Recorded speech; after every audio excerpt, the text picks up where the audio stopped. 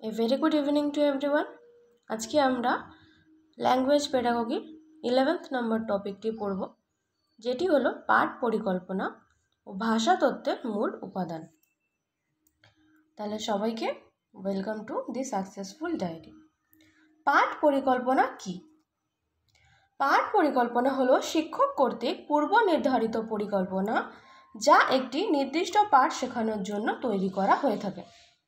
যারা D.El.Ed part 2 এর জন্য পরীক্ষা দেবেন, দেখবেন আমাদেরকে প্রায় 40টা মতো লেসন প্ল্যান বানাতে হয় এবং বিএডেরও 3rd সেমিস্টারে প্রায় 60টা লেসন প্ল্যান বানাতে হয়। তাহলে এই লেসন প্ল্যান কি? যেখানে থাকে যে আমরা কোন শ্রেণীর পাঠটি পড়াচ্ছি, আর এটা হচ্ছে কত নম্বর পাঠ, এর উপ একক কী, এর একক কী, সেদিনে উপস্থিত ছাত্রছাত্রীর সংখ্যা, অনুপস্থিত এবং টোটাল যে ছাত্রছাত্রীর সংখ্যা সেটা লিখতে হয়। এই পাঠের সাধারণ উদ্দেশ্য কী, বিশেষ উদ্দেশ্য কী, সেগুলো লিখতে হয়। এবং একজন টিচার কি পড়াবেন এবং সেখানে শিক্ষার্থীরা কিভাবে উত্তর দিতে পারে সেটা সম্পর্কে আগে থেকে একটা যে পরিকল্পনা, মানে পাঠটি পড়ানোর পূর্বের যে পরিকল্পনা, তাকে বলা হচ্ছে পাঠ পরিকল্পনা। এর উদ্দেশ্য কি? শিক্ষাদান যাতে ধাপ নির্ধারণ করা যায়, শিক্ষার্থীর আগ্রহ বৃদ্ধি এবং পাঠের গতি ও রূপরেখাকে নির্ধারণ করা। মূল উপাদান কি কি? যারাই লেসন প্ল্যান করেছেন জানেনই যে পাঠের নাম লিখতে হয়, শ্রেণী ও সময় লিখতে হয়, সেখানকার শিক্ষাগত উদ্দেশ্য, কি কি উপকরণ লাগে, সেগুলো সব কিন্তু আমাদেরকে লিখতে হয়। নেক্সট আমরা পড়ব উপকরণ সম্পর্কে, মানে এই যে টিচিং এইডস বা মেটেরিয়াল, সেই জিনিসগুলো কি। আমরা যে টিএলএম নিয়ে যাই এগুলোকে সাধারণত টিএলএমও বলা হয়, টিচিং অ্যান্ড লার্নিং মেটেরিয়ালস, এবং কিছু বইতে এগুলোকে এলটিএমও বলা হয়ে থাকে। দুটোই সেম।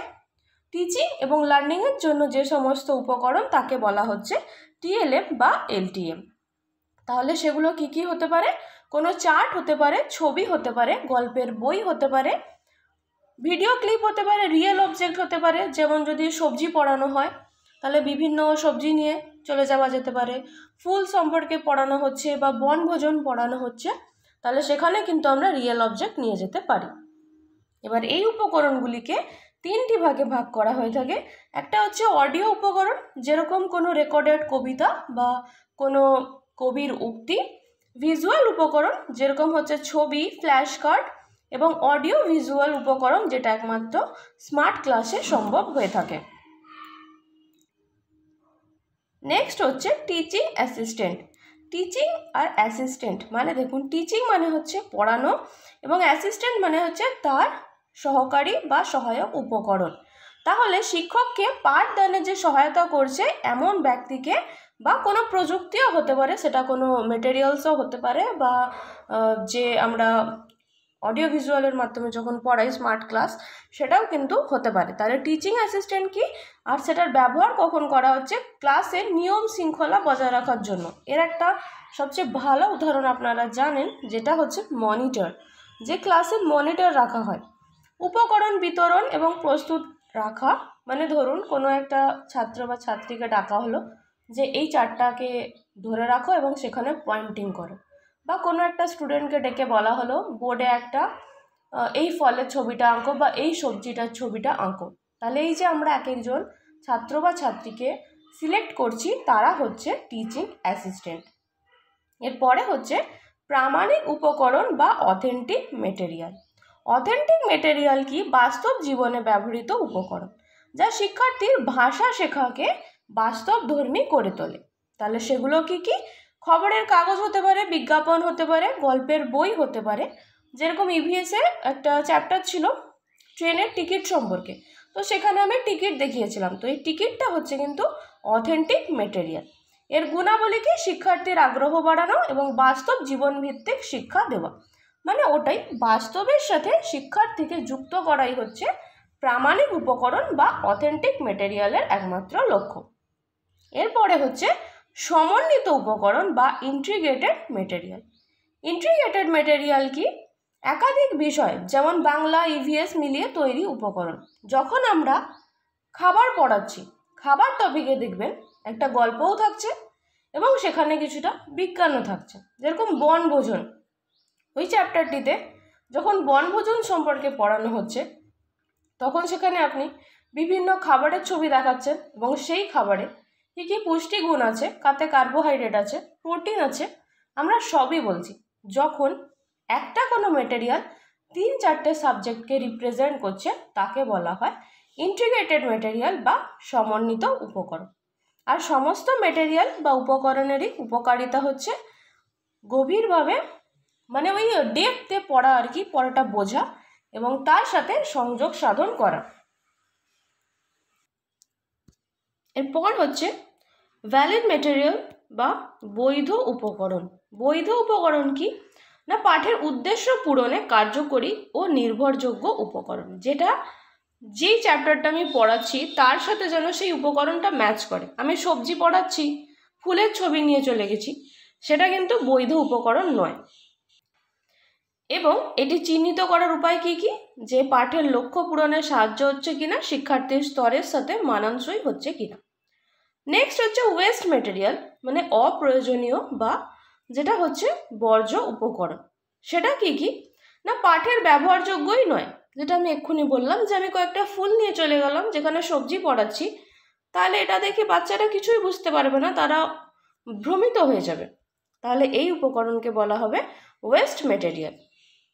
এরপর আমরা আরেকটা টপিক পড়ছি, যেটা হচ্ছে ভাষাতত্ত্বের মূল উপাদানগুলি কি কি। এখান থেকে কিন্তু প্রতিবারই একটা দুটো করে কোশ্চেন এসে থাকে। ফোনিম বা ধ্বনি, এটা খুব ভালো করে দেখবেন। ফোনিম হচ্ছে ভাষার ক্ষুদ্রতম কিন্তু ধ্বনিগত একক, ক্ষুদ্রতম একক কিন্তু ধ্বনিগত ক্ষুদ্রতম একক, যা অর্থ পরিবর্তন করতে পারে। যেরকম ইংলিশে যদি আমরা দেখি ব্যাট আর ক্যাট, দেখুন একটা বি আর একটা সি, এই যে বি এবং সিকে বলা হচ্ছে ফোনিম, এরা হচ্ছে ধ্বনিগত একক। সেরকম কাল এবং গাল, দেখুন শুধু একটা ক আর গ হচ্ছে আলাদা, বাকি প্রত্যেকটা জিনিসই সেম। তাহলে এই যে ক ধ্বনি বা গ ধ্বনি, এটাকে বলা হচ্ছে ফোনিম। ভাষার ক্ষুদ্রতম ধ্বনিগত একক যেটা, সেটাকে বলা হচ্ছে ফোনিম।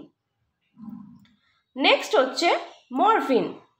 মরফিন যেটা, সেটা অনেকটা রূপিম বলা হচ্ছে, আবার অনেক জায়গায়কে রূপিমূলও বলা হয়ে থাকে। তাহলে মরফিন হলো ভাষার ক্ষুদ্রতম অর্থবোধক একক, এটা কিন্তু ভাষার। আর যেটা ফোনিম সেটা হচ্ছে ধ্বনির। ফোন কথাটা কিন্তু ধ্বনি থেকে আসছে, ঠিক আছে। তাহলে ফোনিম হচ্ছে ধ্বনির জন্য ক্ষুদ্রতম একক, আর মরফিন হচ্ছে ভাষার ক্ষুদ্রতম অর্থবোধক একক। এবার রয়েছে কিছু ফ্রি মরফিন আর কিছু রয়েছে বাউন্ড ফর্ম। এটাও দেখবেন যেমন এটা রূপিম বা রূপিমল বলা হয়, রূপিমূলও বলা হয় অনেক জায়গায়, সেরকম এটাকে মরফিম আর মরফিন মানে এমটা এনও অনেক জায়গায় লেখা থাকে। ফ্রি মরফিন হচ্ছে যে সমস্ত ভাষাগুলোকে আমরা আলাদা আলাদাভাবে মিনিং পাই, যেরকম ছেলে, গান বা মালা, এগুলো কি আলাদা আলাদাভাবেও একটা অর্থ দাঁড়ায়, কিন্তু বাউন্ড মরফিন মানে যাদের আলাদা আলাদা কোনো অর্থ দাঁড়ায় না। যেরকম হচ্ছে রা, গুলি, যে গুলি মানে কি আমরা জানি না, ফুলগুলি যদি বলা হয় তাহলে আমরা বুঝতে পারবো, তাহলে গুলি, দের, রা, ছিলাম, এগুলো সব হচ্ছে বাউন্ড মরফিন। এতটা ডিটেলসে আপনাদের আসে না, শুধু আসে ভাষার ক্ষুদ্রতম অর্থবোধক এককটি কি। এখানে কিছু উদাহরণ দেওয়া আছে, আপনারা চাইলে সেগুলি দেখতে পারেন। নেক্সট হচ্ছে সিমান্টিক্স বা অর্থবিজ্ঞান। সিমান্টিক্স মানে হচ্ছে ভাষার মাধ্যমে প্রকাশিত শব্দ, বাক্য বা বাক্যাংশের অর্থ নিয়ে আলোচনা, মানে অর্থটা ঠিকঠাক আছে কিনা সেটা হচ্ছে সিমান্টিক্স। যেরকম সে ঘুমাচ্ছে, এখানে কিন্তু বোঝা যাচ্ছে যে সে ঘুমাচ্ছে, সেই কথাটাকে বলা হচ্ছে। এই যে বলেছে আমার মাথায় বুদ্ধি এসেছে, এটাও কিন্তু এখানে বোঝা যাচ্ছে। এবার আমি যদি বলি যেমন সে যে গাড়ি চালাচ্ছে, দেখুন আপনি বুঝতে পারছেন যে সে কোনো একটা গাড়ি চালাচ্ছে। এবার আমি যদি বলি সে গাড়ি উড়াচ্ছে, তাহলে এর অর্থটা কি হবে, যে সে গাড়ি উড়াচ্ছে মানে কি খুব স্পিডে যাচ্ছে বা কি, তার নাকি সে গাড়িটা নিয়ে উড়ে যাচ্ছে, এটা কিন্তু বলা যায় না, মানে বোঝা যায় না। কিন্তু কেউ যদি বলে যে সে এরোপ্লেন উড়াচ্ছে, তখন কিন্তু এটার একটা মানে দাঁড়ায়, কিন্তু সে গাড়ি উড়াচ্ছে এটার কোনো মানে দাঁড়াচ্ছে না। তাহলে সিমান্টিক্স মানে যেখানে একটা সেন্টেন্স ঠিক আছে, মানে সাবজেক্ট, ভার্ব, অবজেক্ট একদম পরপরই আছে, কিন্তু তার কোনো অর্থ দাঁড়াচ্ছে না, সেটা হচ্ছে সিমান্টিক ইরর বা অর্থবিজ্ঞানের ত্রুটি। আর এরপরে আসছে সিনটেক্স। সিনটেক্স মানে যেখানে সাবজেক্ট ভার্ব অবজেক্ট ঠিক থাকতে হবে। এখানে কি হবে, এখানে যদি সাবজেক্ট ভার্ব প্লাস অবজেক্ট ঠিক না থাকে তাকে বলা হয় সিনটেক্স এরর। এখান থেকে দুই প্রকার ত্রুটি আসে। সিনটেক্স মানে হচ্ছে সবসময় গঠন, আর সিমান্টিক্স মানে হচ্ছে অর্থ। সিনটেক্স দেখুন শব্দগুলোকে কোন নিয়মে সাজিয়ে অর্থপূর্ণ বাক্য তৈরি করতে হবে সেটাকেই বলা হবে সিনটেক্স বা বাক্য গঠন তত্ত্ব। যেমন আমি বাজারে যাচ্ছি, এটা কিন্তু সঠিক সিনটেক্স। বাজারে যাচ্ছি আমি, এটা কিন্তু সঠিক সিনটেক্স নয়, এটা গ্রহণযোগ্য বাট এটা সঠিক নয়। যাচ্ছি আমি বাজারে, এটাও কিন্তু এলোমেলো। সবসময় সাবজেক্ট ভার্ব প্লাস অবজেক্ট হবে, এটাই হচ্ছে সিনটেক্সের নিয়ম। তাহলে সিনটেক্স হলো বাক্য গঠনের নিয়ম, আর সিমান্টিক্স হলো অর্থবিজ্ঞান। এরপর আমরা পড়ব তিনটে জিনিস। ফার্স্ট হচ্ছে হোমোফোন। আবার বলছি, ফোন মানে হচ্ছে ধ্বনি, তাহলে হোমো মানে হচ্ছে সেম জিনিস, তাহলে হোমোফোন মানে হচ্ছে একই ধরনের ধ্বনি, মানে একই রকম আমাদেরকে শোনাবে। আমি ইংলিশ এবং বাংলা দুটোরই উদাহরণ দিয়েছি। আপনারা যদি এই ল্যাঙ্গুয়েজ পেডাগোগির ক্লাসগুলো করেন, আপনাদের এটা ইংলিশ পেডাগোগিতেও কিন্তু সাহায্য করবে। দুটোর যে সিলেবাস পুরোটাই সেম। এবার দেখুন, আমি যদি রাইট জিনিসটা নিই, যে রাইট, আমি রাইট বলছি, রাইট মানে WRITE নাকি RIGHT, এটা কিন্তু আপনারা বুঝতে পারছেন না যতক্ষণ না সেটাকে লেখা হয়। তাহলে সমধ্বনি শব্দ বলতে বোঝাচ্ছে যে দুটো একই রকমভাবে শোনাচ্ছে, তাহলে রাইট এবং রাইট, বা সি এবং সি দেখুন একই রকম শোনাচ্ছে। সেরকম বাংলায় যদি আমি বলি যে বল, বল মানে নিউটনের সেই বল, নাকি বল মানে যে হ্যাঁ এটা বলো সেই জিনিসটা, বা পাতা, গাছের পাতা, কোনো একটা ম্যাট বা মাদুরকে পাতা, তাহলে এইগুলো হচ্ছে সমধ্বনিযুক্ত শব্দ যাদেরকে বলা হচ্ছে হোমোফোন। নেক্সট আমরা দেখব হোমোগ্রাফ। দেখুন এই যে গ্রাফ শব্দটা, এটা আমরা আগেও এক জায়গায় দেখেছি। গ্রাফ মানে হচ্ছে লেখা, যেমন আমরা পড়েছিলাম ডিসগ্রাফিয়া। ডিসগ্রাফিয়া কি ছিল? লেখা সম্পর্কিত অসুবিধা বা ত্রুটিকে বলা হতো ডিসগ্রাফিয়া। সেরকম গ্রাফ মানে হচ্ছে লেখা, যেখানে বানান দুটো পুরো সেম হবে সেটাকে বলা হবে হোমোগ্রাফ। একই ধরনের বানান হবে, মানে লেখাটা দেখে আপনি বুঝতে পারবেন না যেটা কি মানে বোঝাচ্ছে যতক্ষণ না আপনার সেন্টেন্সটা কমপ্লিট হচ্ছে। যেমন টিয়ার, টিয়ার মানে ফাটা, আবার টিয়ার মানে হচ্ছে চোখের জল। তাহলে যেখানে কোথাও যদি টিয়ার লেখা থাকে আপনি তার মানেটা বুঝতে পারছেন না যতক্ষণ না সেখানে একটা সেন্টেন্স লেখা থাকে। তাহলে দুটো যদি সেম লেখা হয় সেটাকে কিন্তু হোমোগ্রাফ বলা হবে। এর আরেকটা বাংলা উদাহরণ যেমন দেখুন ছাড়, এই যে সে আমাকে বইটা ছাড় দিয়েছে, এখন দোকানে অনেক ছাড় চলছে। তাহলে এই যে ছাড় শব্দটা দেখুন একই, তাহলে এটাকে কি বলা হচ্ছে? হোমোগ্রাফ। এটা আপনি বাংলার থেকে ইংলিশেই বেশি ভালো উদাহরণ পারবেন, কেন বাংলাতে এখানে যদি আমি বলের উদাহরণটাও নিই, শুনতেও সেম এবং লিখতেও সেম। তো বেশিরভাগ বাংলার উদাহরণ যেটা, সেটাকে আমরা বলবো হোমোনিমস।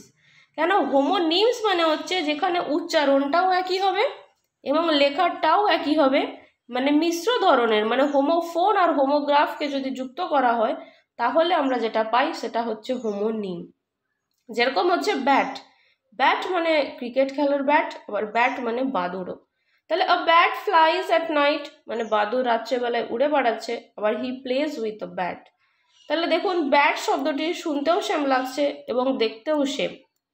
সেরকম বাংলায় যদি আমি একটা উদাহরণ দেখি, যে আমি খেলা দেখছি আর শুভদীপ মাঠে খেলা করছে, তাহলে এখানে খেলা ওয়ার্ডটা দেখুন শুনতেও সেম লাগছে, দেখতেও সেম লাগছে, তাহলে এরা হোমোফোনও, এরা হোমোগ্রাফও, আর দুটোই মানে হচ্ছে এরা হোমোনিম। তো বাংলার বেশিরভাগ উদাহরণই হোমোনিম। আমি বোঝানোর জন্য তিনটে আলাদা আলাদা পার্টে লিখেছি, কিন্তু ইংলিশের দেখবেন ইংলিশের তিনটেই হচ্ছে আলাদা, আর এই তিনটে ইংলিশেই বেশিরভাগ আসে। তাও আমি বাংলাতে এটাকে ডিসকাস করে রেখেছি। এরপরেও যদি আপনাদের কোনো অসুবিধা থাকে অবশ্যই কমেন্টে জানাবেন। PYQ আমি নেক্সট দিন নিয়ে আসছি। Thank you.